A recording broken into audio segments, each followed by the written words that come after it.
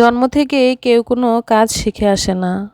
দুনিয়াতে এসে বড় হয়ে আস্তে আস্তে অন্যের কাছ থেকে বা দেখে কোনো কাজ শিখে থাকে। ভাষা শিখতে মানুষের সময় লাগে 2 থেকে 2.5 বছর। তবে ভাষার সঠিক ব্যবহার করতে সময় লাগে সারাটি জীবন। হ্যালো এভরিওয়ান, আসসালামু আলাইকুম। সবাই কেমন আছেন? শরীফাস লাইফস্টাইলে আপনাদেরকে স্বাগতম। তো আজকে আপনাদের সাথে আমি একটি রান্না শেয়ার করব। এই রান্নাটার আমি একটা নাম দিব, অবশ্যই ক্যাপশনে এই নামটা দেয়া থাকবে। তো যে রান্নাটা করছি সেটা হচ্ছে যে শীতকাল চলছে, শীতের মৌসুম তো শুরু হয়ে গিয়েছে। তো আপনাদের ভাইয়া কি করেছে, শীতের দিনে নিয়ে এসেছে গরমের সবজি। দুন্দুলটা বিশেষ করে আমরা গরমেই খেয়ে থাকি, তাই এটা আমি কী মাছ দিয়ে রান্না করব ভেবেই পাচ্ছিলাম না। তো আজকে আমি ডাল দিয়ে দুন্দুলটা রান্না করব, ওই প্রথম রান্নাটা করছি। আর রান্নাটা করে খেয়েছি, এত টেস্ট হয়েছে যা বলে বোঝাতে পারবো না। তো এখানে 1 কেজি পরিমাণ দুন্দুল নিয়েছি। প্রথমে খোসা ছাড়িয়ে নিয়েছি, তারপরে এরকম গোল গোল টুকরো করে কেটে ধুয়ে নিয়েছি। তো এখন হচ্ছে রান্নার পালা। এখানে মুগ ডাল নিয়েছি 150 গ্রাম পরিমাণ। ডালটা আমি ভেজে নিব।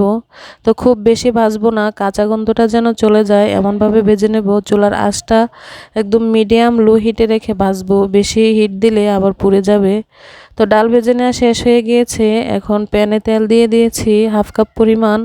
দিয়েছি পেঁয়াজ কুচি, রসুন কুচি, একটি তেজপাতা ধুয়ে ছিঁড়ে দিয়ে দিয়েছি।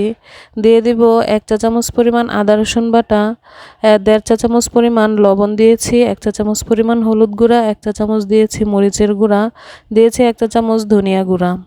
সব মশলা দেয়া হয়ে গেলে এখানে আমি পানি অ্যাড করে দেব সামান্য পরিমাণ।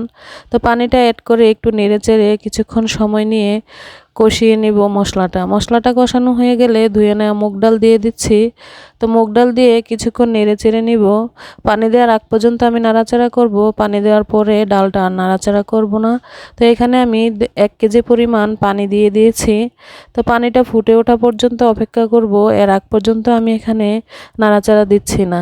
তো ডালটা যতক্ষণ সিদ্ধ না হবে ততক্ষণ ডালে আমি কোনো নাড়াচাড়া দিব না, তা না হলে ডালটা সিদ্ধ হতে একটু সময় লেগে যাবে। তো এখন এখানে ডাল সিদ্ধ হয়ে গিয়েছে, আমি ঘুটনি দিয়ে একটু গুটে নিচ্ছি।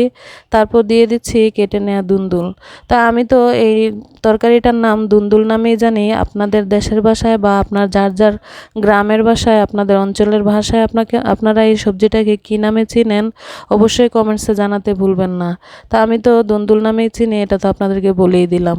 তো দুন্দুলটা দেওয়া হয়ে গেলে 5 থেকে 10 মিনিট অপেক্ষা করব। দুন্দুল সিদ্ধ হতে বেশি সময় লাগে না। তো এখানে ডালটা একটু বেশি পাতলা হয়ে গিয়েছে, পানি বেশি দিয়ে দিয়েছি। যেহেতু দুন্দুলে পানি বেশি থাকে, দুন্দুল দেওয়ার পরে পানিটা একদম ছেড়ে দিয়েছে। তো রান্নাটা এত টেস্ট হয়েছে যে বলে বোঝাতে পারবো না। তো ভিডিওটি কেমন হয়েছে জানাবেন, ভালো লাগলে লাইক কমেন্ট শেয়ার করবেন। আল্লাহ হাফেজ।